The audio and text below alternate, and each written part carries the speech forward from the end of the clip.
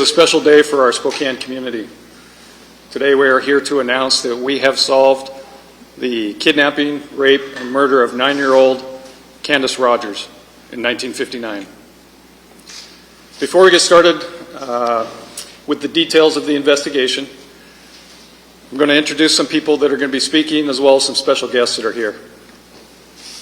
In addition to myself, the speakers will be Sergeant Zach Storment. He is also of the Major Crimes Unit for the Spokane Police Department. We have Othram CEO David Middleton and Chief Craig Meidel of the Spokane Police Department. They'll be speaking to you in sequence.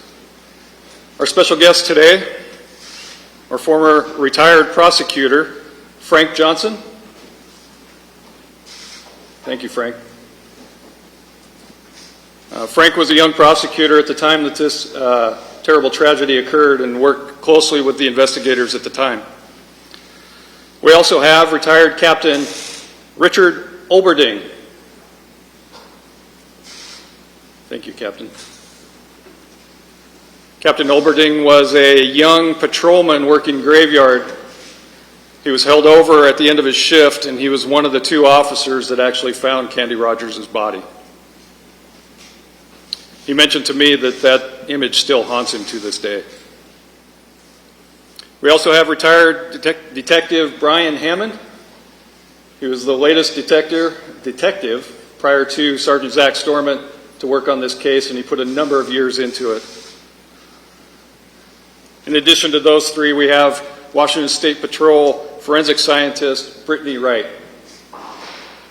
She worked closely with Sergeant Storment on the collection and processing of the DNA. Thank you, Brittany. I want to remind the media that we're going to take questions after the last speaker. We also have a packet of information for you at the end of the conference, which includes the video presentation that we will give here shortly. I would also ask that the special guests not be approached after the conference. If they wish to answer questions from the media, they'll come talk to you. I want to talk about how this affected the Spokane community. Certainly there were a lot of victims involved in this case over the last 62 years. Obviously, Candy Rogers is the primary victim of this incident. Nothing like this should ever happen to a child anytime, anywhere, and yet it did. Her family and friends would be considered the next victims in this case. They've had to live with this entire time, and now perhaps they can find some peace in the resolution. I would also like to add the victims list to include the law enforcement personnel.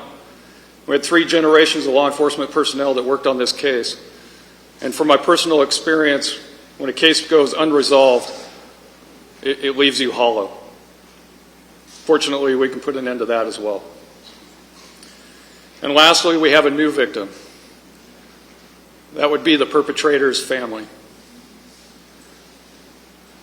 His children, his spouse, his distant relatives also have to now deal with the pain of what happened and how evil this incident was. And lastly, I'd like to speak directly to those individuals that perpetuate these types of heinous crimes. I want you to know that we will find you, that we are tenacious, that we'll never give up. In life or in death, you will be found. And now I'd like to introduce Sergeant Zach Storment to talk about the story of this investigation.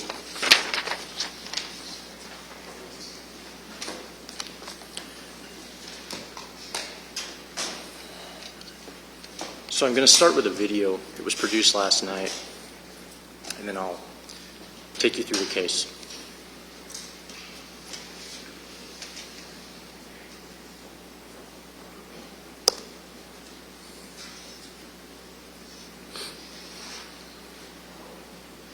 A little girl, just 9 years old, out one late afternoon in 1959 selling campfire mitts, never to return. What happened to Candy Rogers? Who killed her? For 62 years, there have been plenty of tips, suspects, speculation. But until now, not one conclusive, viable suspect. This is kind of the case that's been the giant logjam for cold cases in Spokane. It's been, I keep saying, it's the Mount Everest of our cold cases, the one that we could never seem to overcome, but at the same time, nobody ever forgot. Indeed, the disappearance of Candy Rogers rocked the Spokane community, and for decades remained the most talked about, investigated, and haunting case. Candy lived here in this West Central neighborhood. Her apartment was here, where the community center now stands next to Cannon Park. On the night Candy disappeared, and for an agonizing 16 days afterwards, an entire community would gather to search for her. They would find 6 boxes of campfire minutes, but no little girl. The search included a helicopter from Fairchild Air Force Base that tragically crashed while looking for Candy. 3 airmen died, 2 survived. Just more than 2 weeks after Candy's disappearance, hunters found her shoes in a remote area some 7 miles from her home. The next day, at daybreak, Spokane Police would find her body beneath pine needles and brush. Candy had been raped and strangled to death with a strip of her own clothing. It was the end of the search for the young girl, a 4th grader at Holmes Elementary, but it was the beginning of the search for her killer. A massive investigative effort involving multiple law enforcement agencies was underway. There were hundreds of tips from all over the country. Throughout the 1960s, 70s, 80s, 90s, and into 2000, numerous Spokane police detectives picked up Candy's case, but were never able to establish probable cause for an arrest on any of a number of suspects. Then, 2021, Sergeant Zach Storment of the Spokane Police Department submits a DNA sample from Candy's clothing, preserved for 6 decades, to a forensic genealogy lab, and gets a list of 3 suspects, Spokane brothers, all now deceased. We are very fortunate that the detectives that came before us and everyone that handled that evidence did a good job preserving it so that we could be where we are today with it. While that well-preserved DNA produced 3 suspects, detectives still had much work to do. As advanced, as incredible as that science is, at the end of the day, it's still a tip. They give us names that are related to the sample. And in this case, it was very narrowed down. They did an incredible job getting it down to a small group. In that small group was John Ray Hoff, the only brother who had children. Hoff committed suicide when his 4 children were young. To further the investigation, Sergeant Storment would have to connect with Hoff's children 62 years after the murder. Daughter Kathy got the phone call from Sergeant Storment several months ago, relaying that he thought she might have information on a cold case murder that would be helpful. And while Kathy was sure she couldn't be of help, when told the murderer may be her father or one of her uncles, she submitted her own DNA. Testing showed Kathy's DNA was 2.9 million times more likely related to the suspect's DNA profile than the general population, bringing detectives closer to the killer. What's the public expect of a police department when we're not going to have court, when there's not going to be a judge or jury that decides this? I think the obligation on law enforcement is to achieve the highest level of certainty possible. So detectives went after that next level of certainty. They obtained a search warrant, exhumed Hoff's body, and tested his DNA. The results were astonishing. Hoff's DNA was 25 quintillion times more likely to match the DNA profile developed from Candy's clothing than DNA from any unrelated person chosen at random in the U.S. population. The testing was a one-on-one comparison of the DNA from Hoff's body and the DNA recovered from Candy all those years ago. Certainty starts to sink in for Hoff's daughter, who was just 9 years old when her dad took his life, the same age as Candy when she was killed. When you finally realized it was your dad, what went through your mind? Disbelief, but not that I didn't believe it, but it's just, it takes a while for it to sink in. And anger, sadness. By that point, I had already looked up,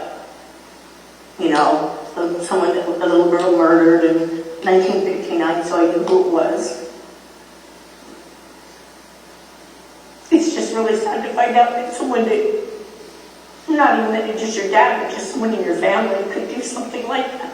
And he committed suicide. I had lived most of my life thinking he did it because he was very depressed or something, and now I think, no. You know, he was evil. He was evil, and there was an escape away from it, but he got to die with people thinking he was an upstanding man, and he wasn't. While Sergeant Storment had the unenviable task of telling John Ray Hoff's children and wife Hoff was responsible for Candy's death, he also delivered the news to several of Candy's few living relatives that the murder case was solved. While the news was welcome in a bittersweet way, it also triggered emotions and memories that have been extremely difficult for Candy's cousin. I feel like Candy's loss was just a horrible loss. She was so cute.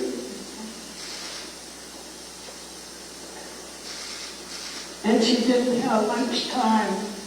There are a number of coincidences, maybe, certainly eerie connections with Candy and John Ray Hoff. They were buried in the same cemetery all these years, until recently, when Hoff's daughter and wife had moved away from the little girl's resting place. And in a book produced by the Spokane Police Department History Book Committee in 2014, the story of Candy's death and investigation is 10 pages away from a picture of John Ray Hoff. It's an unrelated story about a law enforcement identification system that happened to use Hoff's mugshot from an arrest on a case 2 years after Candy was killed. Hoff was convicted of second-degree assault with intent to rob and spent 6 months in jail. The one thread that is not a coincidence is the DNA. Both Candy's family members and Hoff's say they are extremely grateful that the DNA technology today helped solve Candy's murder, and they are hopeful the technology will help other families. I think it means that we, as the Spokane Police Department, we see a path forward to solve more cases like this and have an effect on the volume of cold cases we have, which is quite large. We have over 110. For now, 2 families and a community have some closure to a murder that was so hard to grasp. Candy, the campfire girl, out selling candies on a March evening in 1959. What would you like Candy and her mother to know? I'm very, very sorry for what my dad did. That he took her life horribly, and that he took her mom's life, really, took her dad's life. He took more lives than one. And even though I didn't do it, and I'm not responsible, I mean, I wasn't even born, I hope that it gives her peace knowing that even though it's not really justice, because he doesn't get any punishment, but that his name has this on it now, and they can know it's solved, and everybody can know it's done.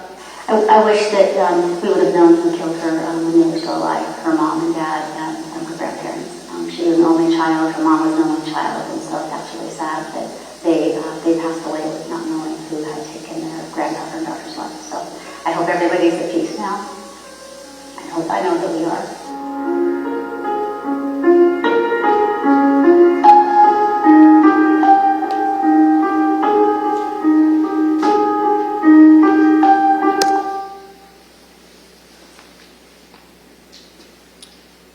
All right.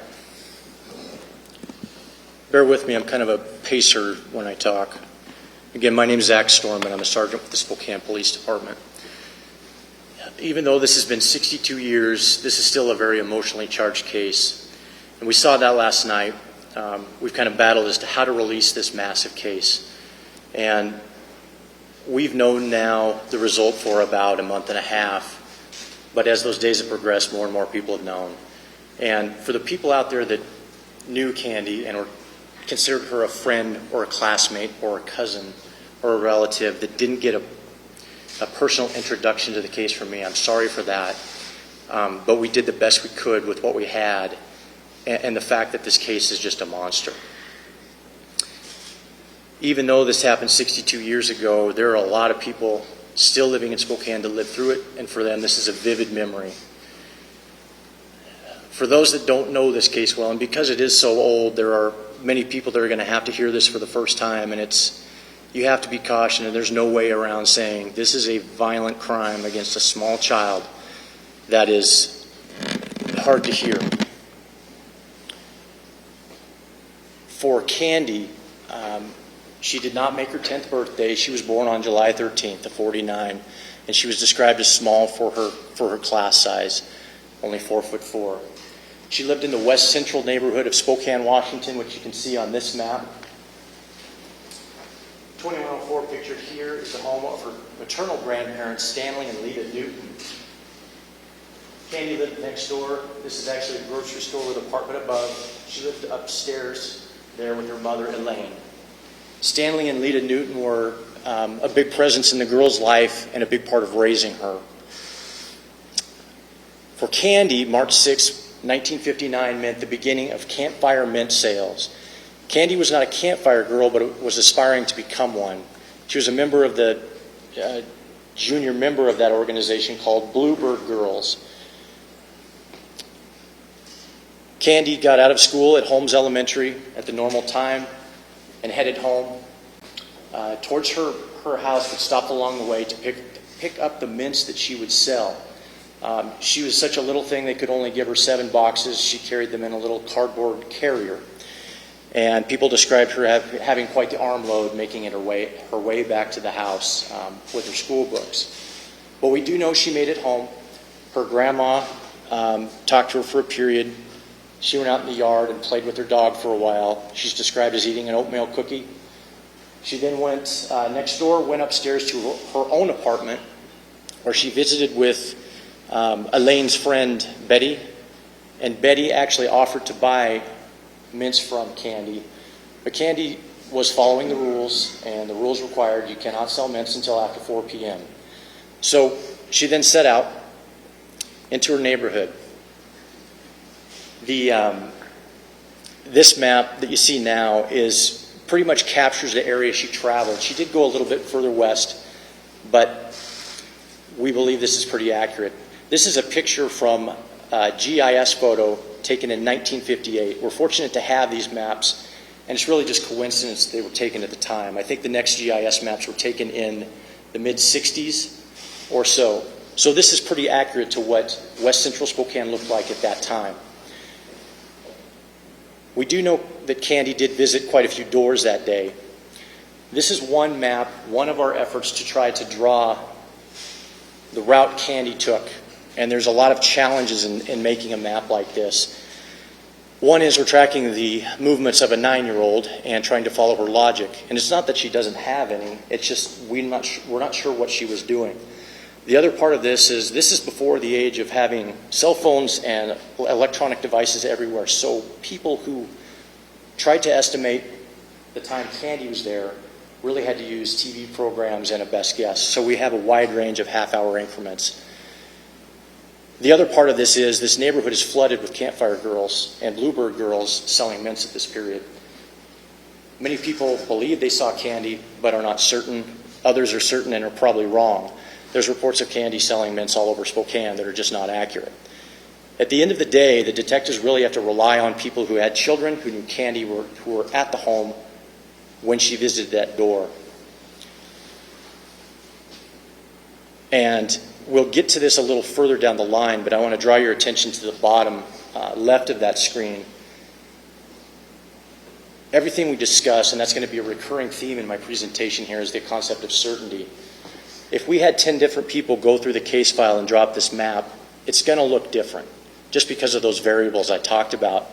But myself, having read this and gone through it many times, I believe Candy is reasonably alive at 6:30 p.m. on the 2100 block of West Maxwell.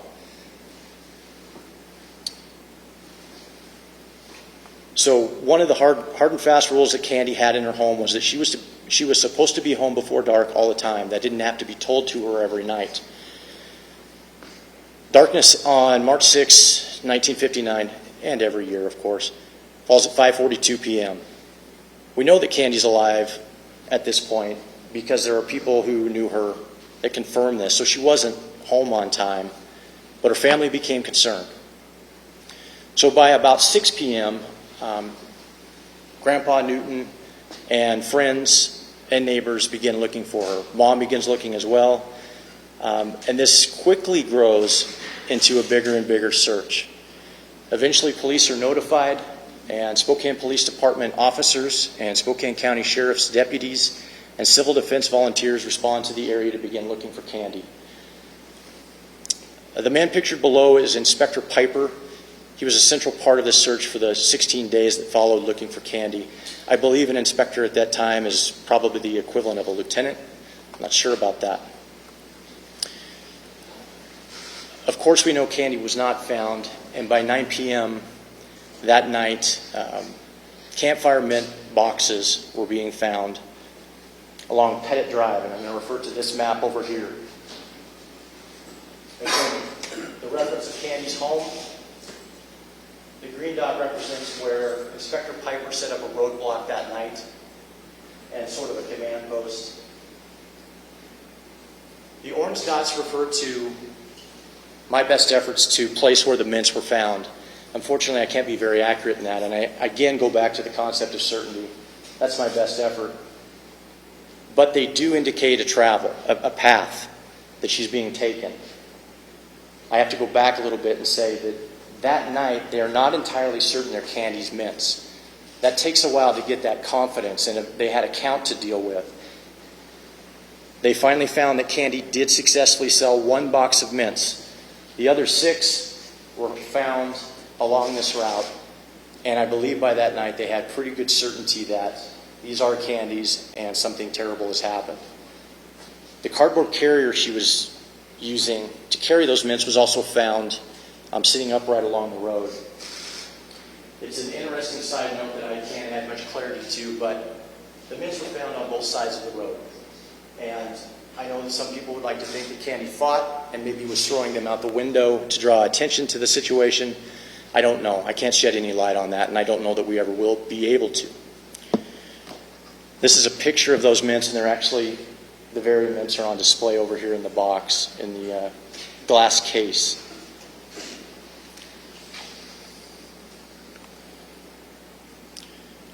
So by the next morning, all of Spokane is becoming aware of this, and this begins a series of efforts by the Spokesman Review and the Spokane Daily Chronicle to document this incident. And the Spokesman Review's archive is an absolute wealth of information in this. The pictures alone can help you better understand the case, and I've referred to it often.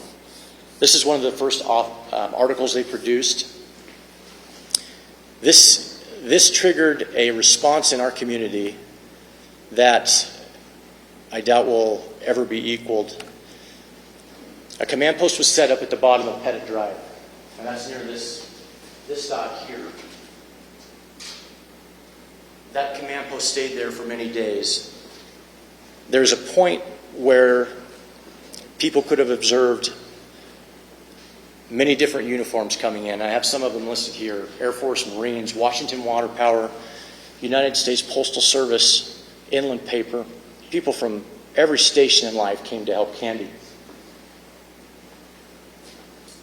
There are incredible articles written this time, published in both papers, documenting the search efforts that were taken. The Marine Corps handled searching everywhere north of Charles Road Dam all the way to Tum Tum.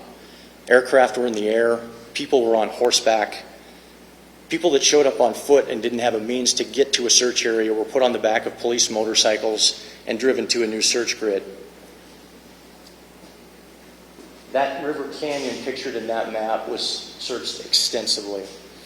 There are a couple of features in this map, this is 1958 again, that are probably foreign to people in Spokane now. This is actually Fort George Wright. It extends all the way down to here. That base at that point is in the process of being decommissioned. So there's many empty buildings there.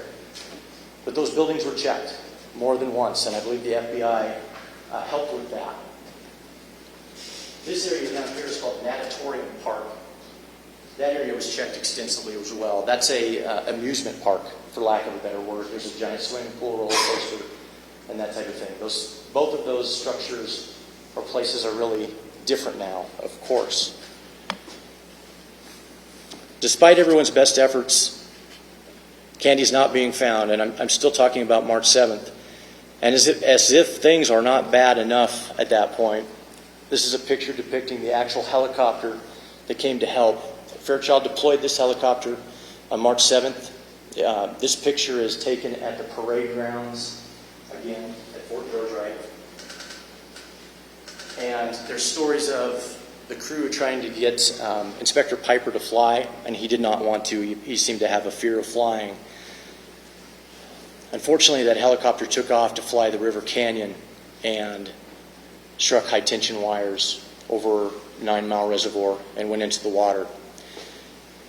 It's a terrible situation, but if there is a bright side to it, because so many people were out looking for Candy, there were a lot of people along the shore already, and it's fairly shallow there. Boats were launched, and 2 men were saved. 3 did not survive, of course. I've tried to find pictures of these 3 airmen who were lost. They are Airman Marlise D. Ray, Staff Sergeant William A. McDonald, and Lieutenant Kenneth G. Foutek. I just don't know much about them, and I wish I knew more. This is a picture of the helicopter being dragged back to shore that night. The two men who did survive, James L. Fisher and Michael Holloway, I've tried to find them, and I was unsuccessful with James Fisher. But Michael Holloway is still alive and well today, retired in Arizona. And I hope he's at home watching.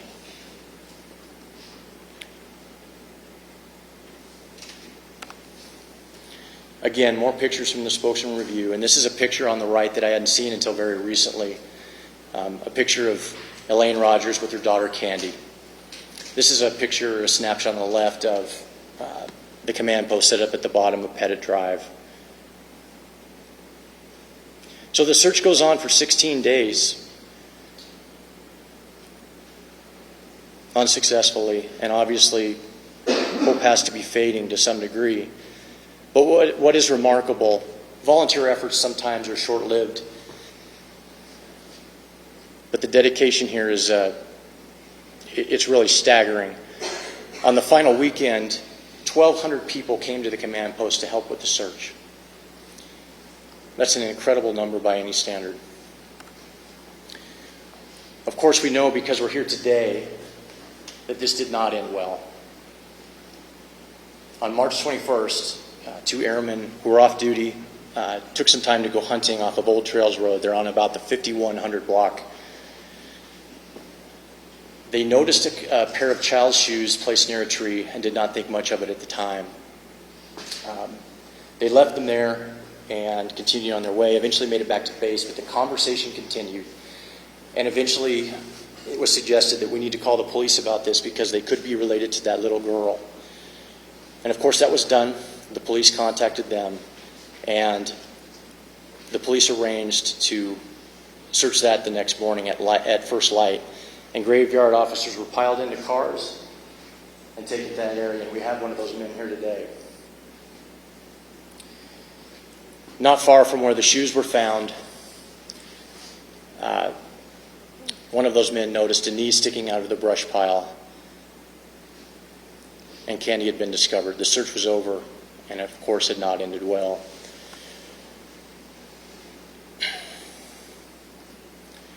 This picture was retaken, I believe, a few days later, but it captures that. For the forensic-minded people, note the inspector and other man there holding the shoes without gloves or any type of protection. That's just a sign of the times, a different time. So this is a map. Pardon me while I switch these out a little bit.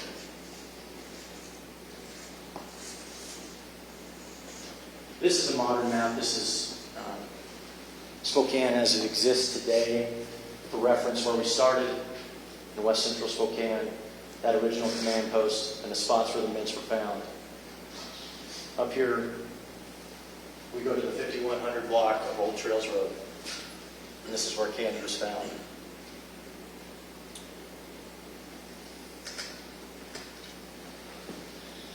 Spokane County at that time was very rural. There weren't many houses then. There are quite a few houses in that area now. This is an actual capture, or picture of the brush pile candy is concealed in.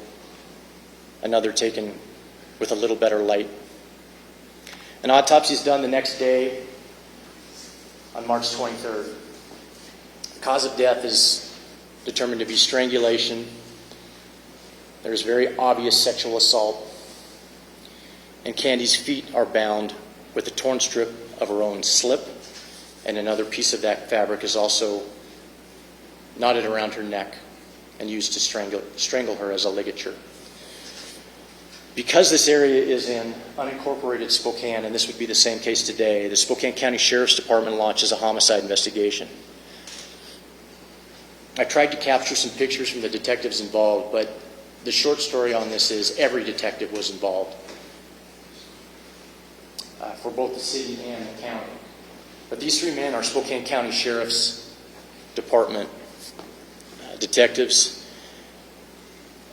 It's hard to say what everyone's role was because they were all pitching in, but I do know that Detective James Allen was the lead on that. This fell on his shoulders, and he carried this case for the rest of his career. Even though he had promoted beyond the rank of detective, I think he retired as a captain. He continued to work on the case.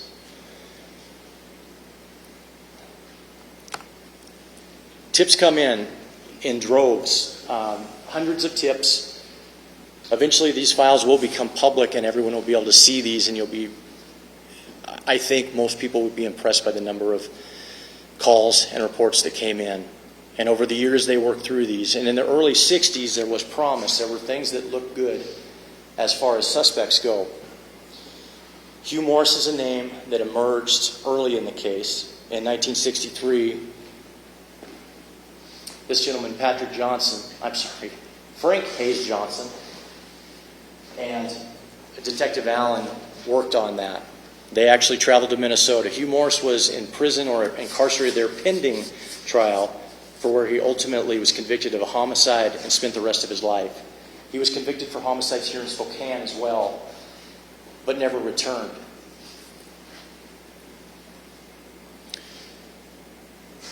So at this point in the 1960s, he remains an interesting subject, but not a man they can place probable cause on. We fast forward to what I would call the modern phase of this investigation. The picture below is of Detective Mindy Conley. She was a major crimes detective for a number of years and a remarkable detective. She could not be with us today, but she's aware of this. Mindy began the effort to re-examine the case forensically. DNA at this point was becoming more available to us in the Spokane area, and the Washington State Patrol Crime Lab, forensic scientist Lisa Turpin made efforts to actually find what do we have on the clothing. Semen was identified, a profile was developed, and that profile was uploaded compared to CODIS, or entered into CODIS. No hit has ever resulted from that to this day. But there still is a benefit to having that profile, is that we can do one-to-one comparisons with subjects. People that we are interested in, we can gather their DNA and begin eliminating subjects. And that happened for the next 20 years. One of the men that did many of those is seated right there, Brian Hammond, my predecessor on this. I should have a number. How many people have been compared? I don't know the number. But Brian finished up the work on Hugh Morris. Even though he admitted to many homicides and acknowledged that he molested children, he would not admit to Candy.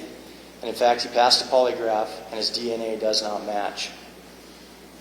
So at this point, It's not Hugh Morse.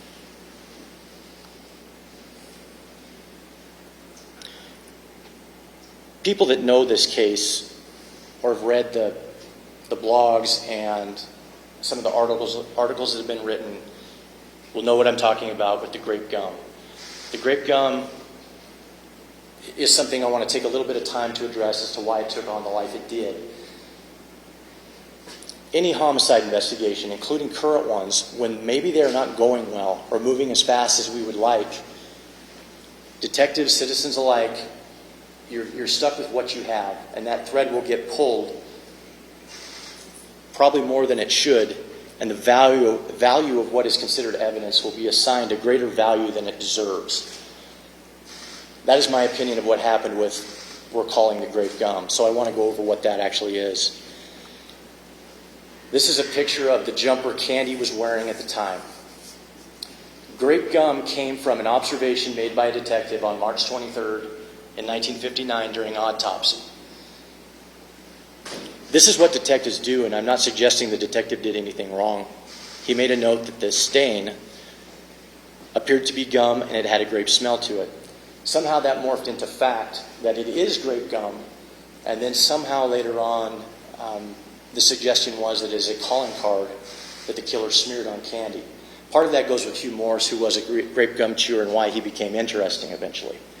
But to skip to the end, the DNA in that material is all female.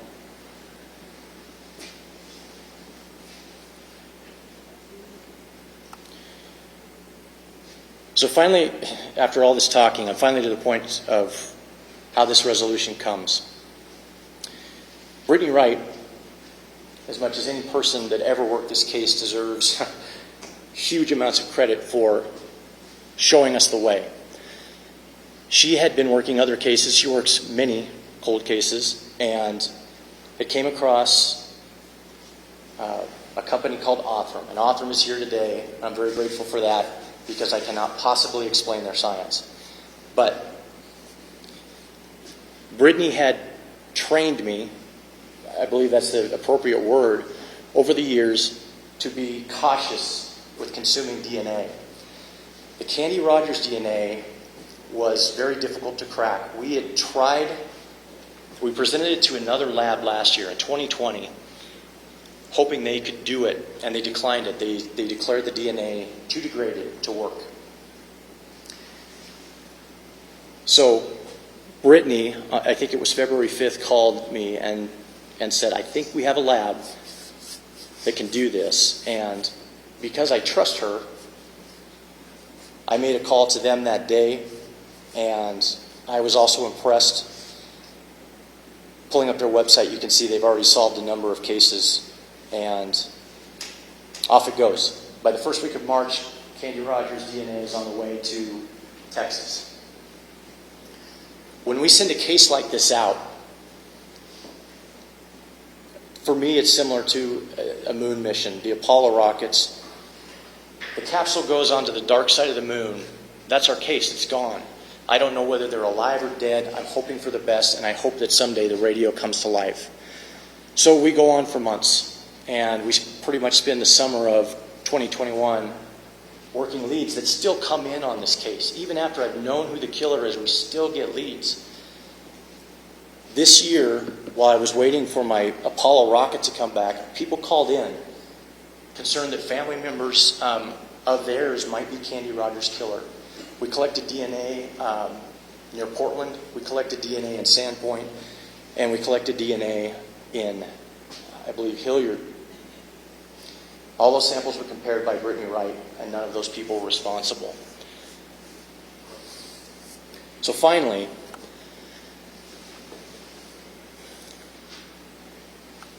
the radio comes to life. It's on Labor Day weekend of this year when I start getting some cryptic texts and emails from David Middleman here, who is saying, hey, it might help to run this down, it might help to do this. I'm doing those things as fast as I can, but by the time I can report back to him those little details I was doing, he's moved on and said, don't worry about that anymore, we're past that. So I'm on a bunch of fool's errands at this point. But I I have growing hope. He is not calling me about unnecessary details. This is the point where hope begins to bloom in this case. And on the night of September 6th, which is Monday of Labor Day weekend, they call. And the time in Texas at that time, I believe we were right around 8 or 9 p.m. On Labor Day weekend, he's the CEO of the company calling me. I'm almost afraid to answer the phone because it's going to be good news. So there's some amazing stuff to recognize here in what Othram did. Not only did they break, I'm using the word break and he'll correct me later, break this incredibly degraded DNA. Their genealogists gave me a list of only 3 people. People into genealogy out there will understand that's incredible. We have other cases we've worked where the family tree is monstrous and it might take years to get through it and narrow it down. But 3 people. I am dumbstruck on this conversation and I'm afraid they think I'm an idiot. I can't even ask an intelligent question at this point. So it's a short phone call and I drive into work that night and start doing the research on these 3 men. So John Ray Hoff appears to be the only one with children and a wife. I think they're still alive. I do some age calculations. You can all see it there. I don't need to repeat it. James would have been 19 and a half, so I think he's possible. But the younger brother, Terry, 16, maybe. But I'm really back to what is old-fashioned detective work now. My efforts are going to be to contact them and see if I can get any cooperation. And that is all over the spectrum as to what I might get at the other end of the line. I made a phone call first to daughter Kathy, and she's the only one that really wants her name used here, and I've got her permission to do that. Kathy didn't answer the phone at first, but her message ended, her voicemail ended with, "I hope you have a great day and God bless you." That's a good sign. That's a person who I think she at least will listen to me. So she calls back, and without giving her much information, I just said, "I'm working on a cold case and I need your help.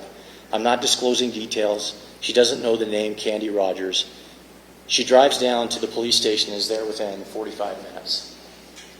From there, I begin introducing her to the concept of why. She's confused as to how she can help. She's never been involved in anything bad in her life. And this is the beginning of a difficult relationship that I have with the family. I'm meeting good people. They're all good people. Excuse me. And I'm kind of wrecking their life. So, Kathy recognizes in our conversation that I need her DNA, and she volunteers it. So, that night I drive to Cheney. The next day I drive to Cheney with Kathy's DNA. And this is incredible because this is unfolding so fast. This case that's 62 years old is all of a sudden at light speed. I have this resource over here, which is like all of the DNA scientists in the Cheney section of the State Patrol Crime Lab. They are my giant crutch. Or I'm a burden to them at sometimes, but I appreciate them so much. Brittany burns the midnight oil, does the comparison, and we arrive at this number. This is essentially what we did was a paternity test. 2.9 million times more likely that the suspect is Kathy's father. That's essentially what it means. For those that have followed other cold case solves, we see astronomical numbers, right? Numbers that you just don't see anywhere else but in the DNA world. You saw in the video that I'm presented with a decision, and the concept of certainty is facing me again. What is my obligation to the public as a police officer to say this is it, this case is closed? I don't feel we're there yet. Especially when I have, this is my personal opinion, and ultimately I'm wrong, but I have a concern that there is a brother out there that genealogy did not see, or that there is a paternity issue with Kathy. So, the most certain way to eliminate that concern is a one-to-one comparison with the actual suspect. That leads to the exhumation we did on September 23rd of this year with a search warrant at Riverside Cemetery, 508 North Government Way. This isn't something, it's sort of unpalatable to do this type of thing, but we're talking about the rape and murder and kidnapping of a 9-year-old girl. Before I'm going to hang the mantle of child killer, child rapist, kidnapper around a man's neck, even though he's dead, we're going to achieve that certainty the best that's possible. So this is a simple slide to read. It's confusing, but I want to point out, comparing DNA is not always easy. Brittany had to try several different techniques, several different parts of the body before she could do it. She wasn't able to do it overnight, and it took about a week or so. But finally, on October 1st, I got the phone call that gives us that astronomical number, 25 quintillion. We know with certainty that the semen found in Candy Rogers' underwear is John Ray Hoff's. The investigation continues, though. I want to talk to all the family involved and give them the opportunity to disagree with me or offer a reason why I might be wrong. And besides that, it's the decent thing to do, to talk to these people. I talked to the other siblings. Again, like Kathy, they're all great humans, and they think of nothing but Candy and her family and what they must have suffered through. They make the decision that because John Ray Hoff is buried in the same cemetery where Candy is interred, they don't want him there anymore, and they've taken it upon themselves to have him removed so that she can enjoy some peace. A little bit about the man. He did enter the Army early, I think at the push of his parents. He'd been in some trouble, so they signed him up.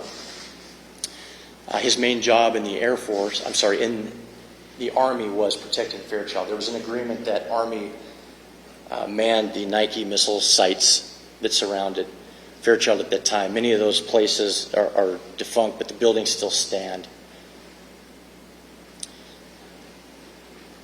He did serve in Korea for a period. My best description of his job that I could find is inventory clerk to some degree. But military records are definitive that he is not in Korea when this happens. He is stationed in the Fairchild area. And military records record his address as being 2211 West Broadway. And that's my final map here. So that is about. This is about 1 mile south of Candy Rogers' home, with Belt being the main route, Belt and Chestnut.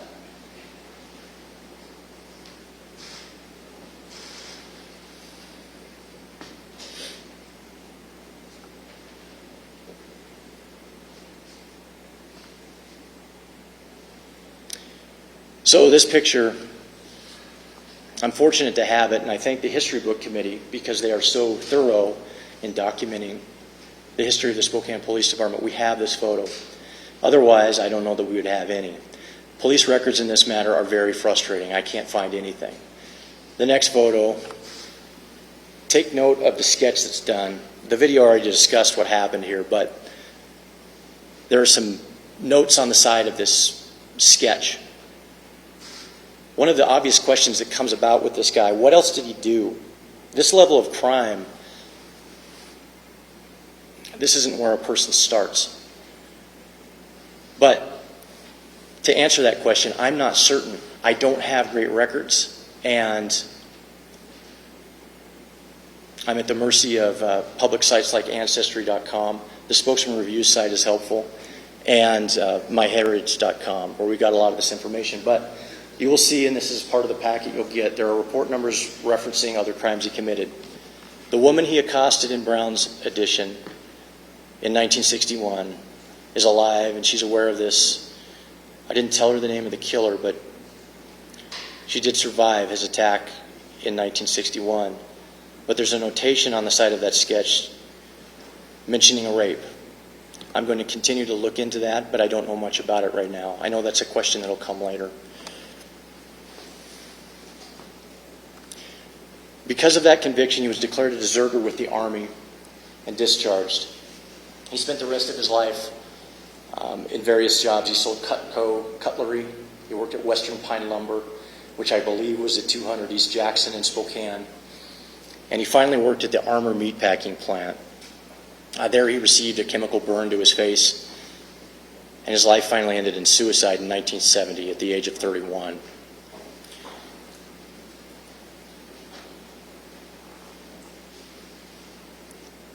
Part of, for people that know this case, anytime you search for Candy, this picture over here of her with the dog, I'm a dog lover, so I'm going to end this with the dog story because I believe that was Candy's dog for a long time, and I researched trying to find the name of that dog for a long time. The dog's name is Shep, but that does not look like Shep. So to end my spiel here, credit where credit is due. Again, with the Spokesman Review article, this is Shep. They took a picture of Shep.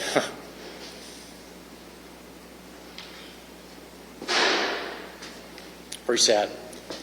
So, I'm going to introduce David Middleman now, who is a hero to me. Thank you for solving this case.